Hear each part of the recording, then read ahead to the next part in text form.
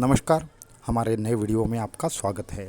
तो क्या होती है स्तंभन क्रिया, क्या होता है स्तंभन क्रिया का परिणाम और किस तरह से इससे विविध प्रकार के टोटके किए जाते हैं, और अगर आप पर भी स्तंभन क्रिया हो गई है तो इससे क्या काट निकाल सकते हैं, और क्या सच में स्तंभन क्रिया के माध्यम से वर्षा स्तंभन, अग्नि स्तंभन, दीप स्तंभन, बुद्धि स्तंभन ये सारी चीज़ें करना मुमकिन है या नहीं है, तो कैसे पहचानें इनको और इस पर क्या है उपाय। तो ये सारी चीज़ें इस वीडियो के एंड में जानेंगे, और इस वीडियो को एंड तक देखना ना भूलिए, क्योंकि इस वीडियो में मैं इन सभी चीज़ों का एक के बाद एक आपके साथ शेयर करने वाला हूँ और इन्फॉर्मेशन देने वाला हूँ। तो इन सभी चीज़ों के बारे में जानने के लिए इस वीडियो को एंड तक देखना, हमारे चैनल को सब्सक्राइब करना, वीडियो को लाइक करना ना भूलिए। तो स्तंभन क्या होता है। स्तंभन एक ऐसी क्रिया है जिसको मंत्र शक्ति के द्वारा, यंत्र शक्ति के द्वारा या तंत्र शक्ति के द्वारा विशिष्ट प्रकार से रोक कर रखना, उसे स्तंभन कहा जाता है। जैसे कि मानो एक प्रकार से कोई पानी का स्तंभन कर दे तो उसका बर्फ़ में रूपांतरण हो जाएगा, तो उसे हम पानी का स्तंभन कह सकते हैं। तो फिर उसी प्रकार से एक जगह पे विशिष्ट प्रकार से बारिश गिर रही है, अचानक से बारिश को रोक देना, उसे बारिश का या फिर वर्षा स्तंभन कहा जाता है। उसी प्रकार से आग में बैठकर भी ना जलना, इसे अग्नि स्तंभन कहा जाता है। तो ये बहुत सारे प्रकार के स्तंभन के प्रयोग हैं जो विशिष्ट प्रकार के उच्च प्रकार के योगियों द्वारा किए जाते हैं, परंतु आजकल बहुत सारे लोग इसका गलत फ़ायदा उठाते हैं। जैसे कि बहुत सारे लोग व्यापार स्तंभन कर देते हैं, उसके बाद धन स्तंभन कर देते हैं, उसके साथ में ही बुद्धि स्तंभन कर देते हैं, वाचा स्तंभन कर देते हैं। तो ऐसे बहुत सारे पॉजिटिव और निगेटिव इन दोनों प्रकार से ये स्तंभन प्रयोग कार्य करता है। तो बहुत सारे लोगों को ये होता है कि स्तंभन प्रयोग पहचानना कैसा चाहिए, या फिर कैसे हम पता लगा सके कि स्तंभन प्रयोग किया गया है या नहीं किया गया है, और साथ में ही ये प्रयोग करने के बाद क्या सच में ऐसी घटनाएं होती है या नहीं होती है। तो मैं यहाँ पे दो अनुभव आपके साथ शेयर करना चाहूँगा। तो हम जब साधना सीख रहे थे तो षटकर्मों के बारे में भी हमारे गुरुजी ने हमें ज्ञान दिया था। तो जो हमारे गुरु थे वो तांत्रिक मार्ग में भी प्रवीण थे, उसके साथ में उन्होंने यंत्र पर भी महारत हासिल की थी और योग क्रियाओं में भी उनकी महारत थी। तो उनकी कृपा से बहुत सारी चीज़ें देखने को मिली जो लोगों को सुनने को भी नहीं मिलता, वो प्रत्यक्ष देखने की उनकी कृपा दृष्टि से हमें वो प्रेरणा हुई और वो चीज़ें सफल भी हो गई। तो कुछ ऐसा था, हमने हमारे गुरुजी को पूछा था कि गुरुजी ये सब क्या है, ये छठ क्रियाएँ क्यों होती है, क्या ये सच में गलत होती है या अच्छी होती है। तो उन्होंने बताया कि शास्त्रों की कोई भी चीज़ यूँ ही नहीं होती, शास्त्रों में हर चीज़ का एक अपना मतलब होता है, और वो कैसी है, शास्त्रीय दो धारी तलवार जैसी है कि इसका आप अच्छे से इस्तेमाल करो या बुरे से इस्तेमाल करो, ये आपके ऊपर निर्भर है। शक्ति खुद अच्छी या बुरी नहीं होती। तो मैंने उनको पूछा कि ये सब क्या है, षट क्रियाएँ कौन सी है और इसका इस्तेमाल क्यों होता है। तो उन्होंने मुझे बोला कि बाकी सब चीज़ें तो छोड़ दो, सिर्फ अगर स्तंभन की बात करें तो स्तंभन ये एक अत्यंत उच्च क्रिया है कि अगर कोई विशिष्ट ज्ञानी पुरुष हो तो वो वर्षा तक को स्तंभन कर सकता है, या फिर अग्नि को भी स्तंभित कर सकता है। तो फिर मैंने उनको बोला कि ये सब कैसे किया जाता है।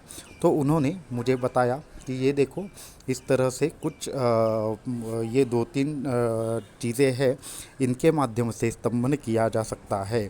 तो उन्होंने कोई मुझे विशिष्ट मंत्र साधना दे दी और उस मंत्र साधना को मुझे 21 दिन तक करने के लिए बोला।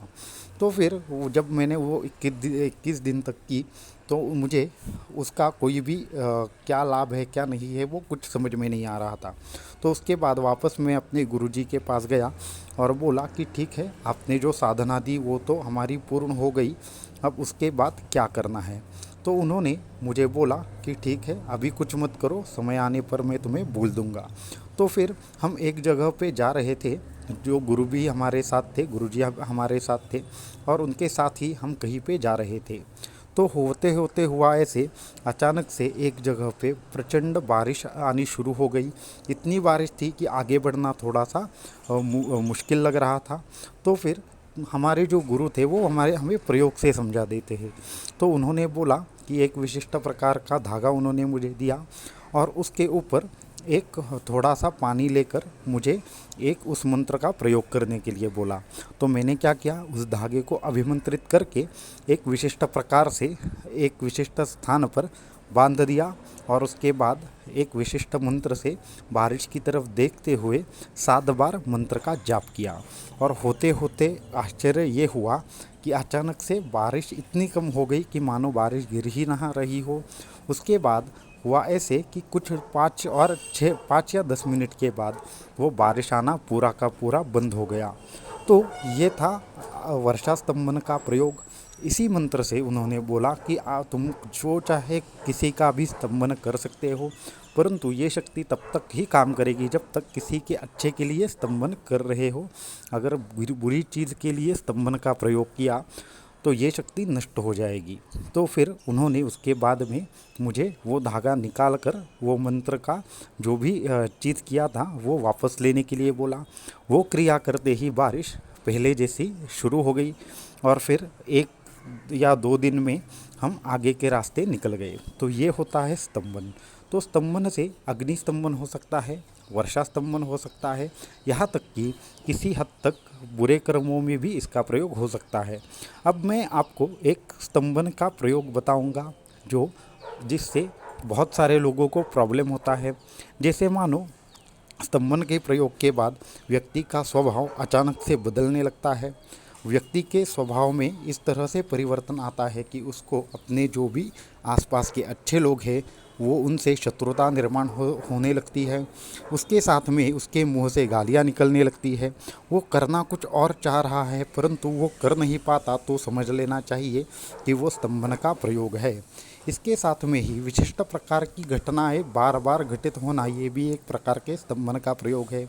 अचानक से वाचा चली जाना, अचानक से निर्णय क्षमता चली जाना, ये भी एक प्रकार से स्तंभन का प्रयोग है। इसी प्रकार का एक स्तंभन का प्रयोग हमने कल आपके साथ शेयर किया था। साथ में ही और एक मैं स्तंभन के प्रयोग का उदाहरण आपके साथ शेयर करना चाहूँगा। तो जब एक 2012-13 की बात है, एक आदमी था जो भगवान दत्तात्रेय का बहुत साधना करता था, परंतु उसके कुछ भी साधना का उसको कुछ भी लाभ नहीं प्राप्त होता था। तो हुआ ऐसे कि होते होते हमारे जो एक नज़दीक वाले शिष्य थे उनसे उसकी मुलाकात हो गई और उन्होंने बताया कि ये दत्त साधना का कोई भी मुझे उपयोग नहीं हो रहा है। फिर उसने जो भी हमारे पहचान वाले थे उन्होंने बोला कि ऐसा आपको क्यों लगता है। तो उन्होंने बोला पिछले 5 साल से कुछ भगवान दत्तात्रेय की हम साधना कर रहे हैं परंतु कोई भी लाभ या हानि कुछ भी नहीं हुआ। जो भी हम करते हैं मानो व्यर्थ जाता है या फिर हमें कोई भी अनुभूति नहीं आती। तो उसके बाद उन्होंने बोला कि ठीक है, हम गुरुजी के पास आपको लेकर जाते हैं। उन्होंने हमारे बारे में उनको कुछ बताया होगा। उसके बाद वो हमें लेकर आए हमारे पास। उसके बाद उनकी तरफ देखते ही हम समझ गए थे कि इनके ऊपर कोई ना कोई तांत्रिक प्रयोग हुआ है। फिर उसके बाद हुआ ऐसे कि इन्होंने मुझे पूछा कि गुरुजी इस तरह से हमारे प्रॉब्लम चल रही है। मैंने उनको स्पष्ट रूप से बता दिया कि 4 साल पहले क्या आपको किसी ने कोई धमकी देती थी या फिर आप किसी गलत जगह पर गलत तरीके से कोई ज़मीन लेना चाहते थे। तो उन्होंने बोला हाँ, ये बात ठीक है, 4 साल पहले हमने एक जगह पर हमारी ज़मीन थी वो हमें दे नहीं रहे थे। इसकी वजह से उनको पुलिस या फिर और किसी तरीके से उनको वहाँ से हटाकर उस ज़मीन को हमने लिया था। तो मैंने बोला बस वही आपकी गलती है। आपको उसके बाद जिनको भी आपने हटाया उन्होंने आप पर विशिष्ट प्रकार से तांत्रिक प्रयोग किया है। फिर मैंने उनको पूछा क्या आपने जब भी कभी आर्थिक व्यवहार करते हैं तो वो ख़राब होता है। तो बोले हाँ वो ख़राब होता है। साथ में ही उन्होंने बोला कि बेवजह मेरे किसी ना किसी के साथ झगड़े चलते रहते हैं। साथ में ही उन्होंने और एक बात बताई कि अचानक से उनकी जो आजू बाजू के लोग थे वो उनके साथ झगड़े तो कर रहे थे और अचानक से उनके माँ की स्मरण शक्ति भी चली गई थी। जिसकी वजह से उनको कुछ याद नहीं रहता था और वो हमेशा ही गलत सलत बोलती रहती थी। तो ये सारी चीज़ें सुनने के बाद मैंने बोला कि आपके माँ के ऊपर बुद्धि स्तंभन का प्रयोग किया गया है और आपके ऊपर पैसे के स्तंभन का उपयोग किया गया है। तो ये चीज़ें आजकल बहुत चलती है, कोई पैसा लेकर किसी के ऊपर स्तंभन प्रयोग कर देता है, परंतु वो स्तंभन का पूर्ण प्रयोग ना जानने के कारण उनके स्तंभन को ज़्यादा दिन तक वो नहीं टिकता और कुछ उपायों की मदद से वो नष्ट भी हो जाता है।